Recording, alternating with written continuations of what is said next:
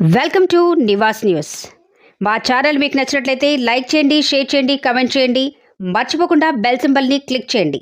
Subscribe చేయటం మర్చిపోకండి. తెదేపా అభ్యర్థిగా నామినేషన్ దాఖలు చేసిన గిడ్డి ఈశ్వరి. పాడేరు పట్టణంలో భారీ ర్యాలీ, పట్టణమంతా పసుపుమయం.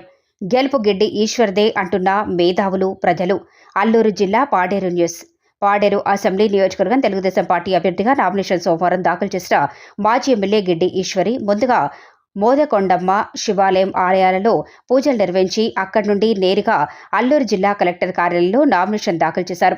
అనంతరం మధ్యాహ్నం 3 గంటలకు కుమ్మరిపొట్టు నుండి RTC complex, cinema hall centre, old bus stand, Saibaba temple, MPDO office వరకు తెలుగుదేశం పార్టీ నాయకులు, కార్యకర్తలు, అభిమానులతో డప్పు వాయిద్యాలతో, దెన్సా నృత్యాలతో భారీ ర్యాలీ నిర్వహించారు.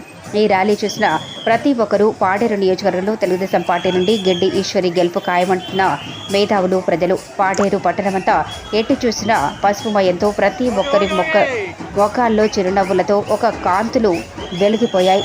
ఈ కార్యక్రమంలో నియోజకవర్గంలో ఉన్న 5 మండలాల నాయకులు, కార్యకర్తలు, అభిమానులు అధిక సంఖ్యలో పాల్గొని నామినేషన్ ర్యాలీ కార్యక్రమాన్ని విజయవంతం చేశారు.